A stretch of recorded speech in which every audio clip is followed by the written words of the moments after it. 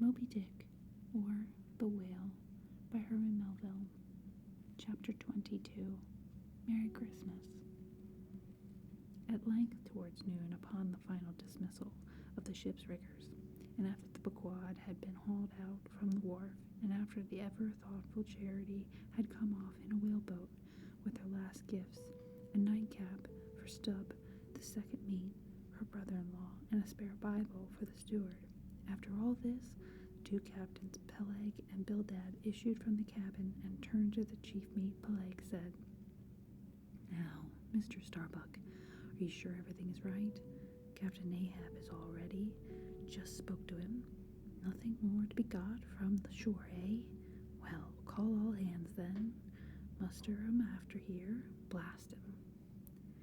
"No need of profane words, however great the hurry, Peleg," said Bildad, "but away with thee, friend Starbuck, and do our bidding." How now, here upon the very point of starting for the voyage, Captain Peleg and Captain Bildad were going it with a high hand on the quarter-deck, just as if they were to be joint commanders at sea, as well as to all appearances in port. And as for Captain Ahab, no sign of him was yet to be seen. Only they said he was in the cabin, and then the idea was that his presence was by no means necessary in getting the ship under way and weighing and steering her well out to the sea. Indeed, as that was not at all his proper business, but the pilot's, and as he was not yet completely recovered, so they said. Therefore, Captain Ahab stayed below, and all this seemed natural enough, especially as in the merchant service many captains never show themselves on deck for a considerable time after heaving up the anchor, but remain over the cabin table, having a farewell merrymaking with their shore friends, before they quit the ship for good with the pilot. But there was not much chance to think over the matter, for Captain Peleg was now all alive. He seemed to do most of the talking and commanding, not Bildad. "Aft here, ye sons of bachelors," he cried as the sailors lingered at the mainmast. "Mr. Starbuck, drive 'em aft." "Strike the tent there," was the next order.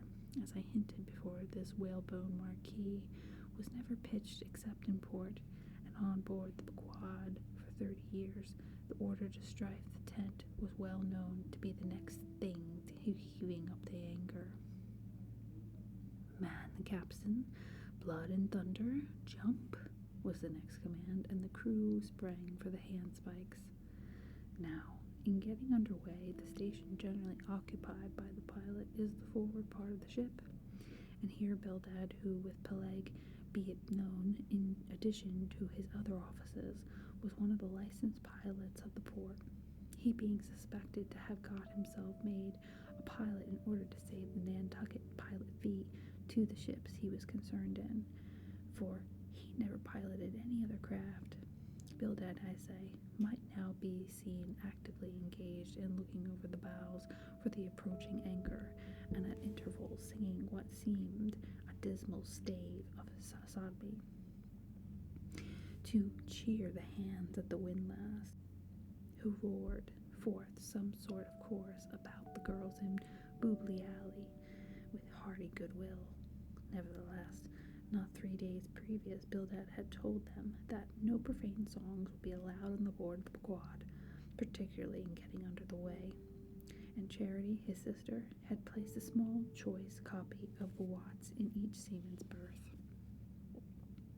Meantime, overseas, in the other part of the ship, Captain Peleg ripped and sworn astern in the most frightful manner.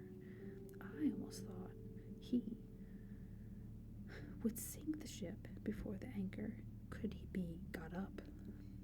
Involuntarily I paused on my handspike and told Queequeg to do the same, thinking of the perils we both ran in starting on the voyage with such a devil for a pilot.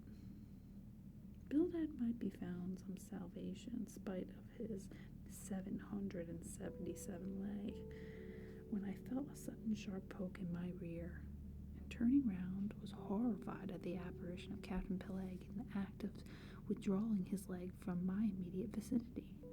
That was my first kick. "Is that the way they heave in the merchant service?" he roared. "Spring, thou sheephead, spring and break thy backbone. Why don't ye spring, I say, all of ye, spring. Queequeg, spring, thou chap with the red whiskers, spring there, Scotch cap. Spring, thou green pants, spring, I say, all of ye, and spring your eyes out." And so saying, he moved along the windlass here and there, using his leg very freely, while imperturbable Bildad kept leading off with his psalmody.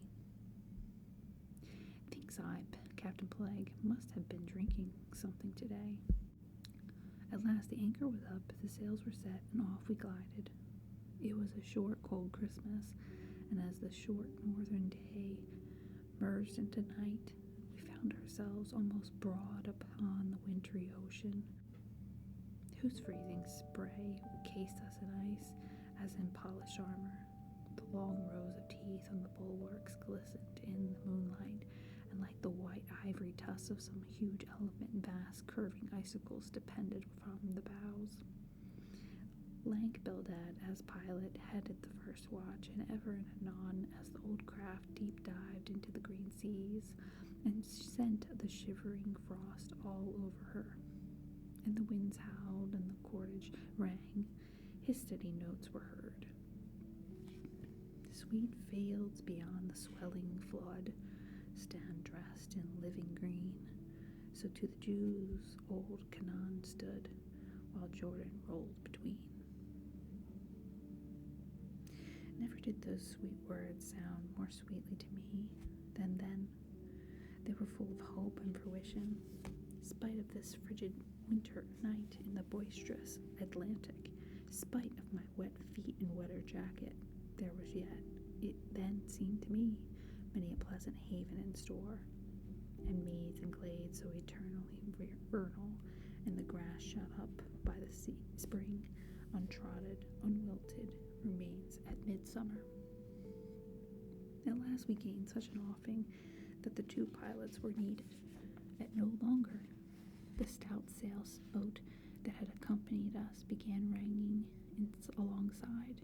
It was curious and not unpleasing how Peleg and Bildad were affected at this juncture, especially Captain Bildad, for loath to depart yet, very loath to leave for good, a ship bound on so long and perilous a voyage beyond both stormy capes, a ship in which some thousands of his hard-earned dollars were invested, a ship in which an old shipmate sailed as captain, a man almost as old as he, once more starting to encounter all the terrors of the pitiless jaw, loath to say goodbye to a thing so every way brimful of every interest to him.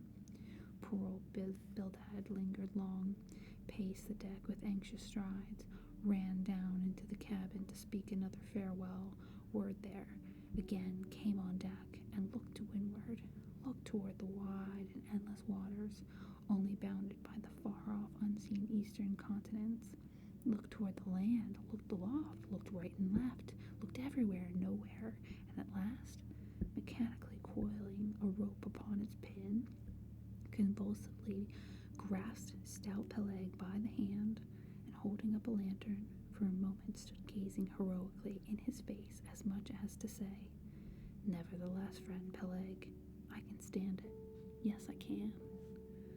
As for Peleg himself, he took it more like a philosopher, but for all his philosophy, there was a tear twinkling in his eye when the lantern came too near, and he, too, did not a little run from cabin to deck, now a word below and now a word with Starbuck, the chief mate.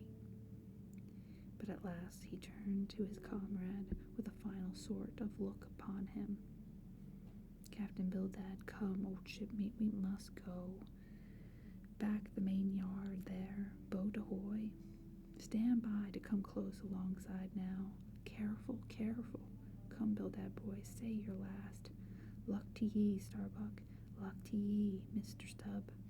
Luck to ye, Mr. Flask. Goodbye. Good luck to ye all." And this day 3 years I'll have a hot supper smoking for ye in old Nantucket. Hurrah, and away! God bless ye, and have ye in his holy keeping, men, murmured old Bildad, almost incoherently. I hope ye have fine weather now, so that Captain Ahab may soon be moving about ye. A pleasant sun is all he needs, and ye'll have plenty of them in the tropic voyage ye go. Be careful in the hunt, ye mates. Don't stave the boat's net needlessly.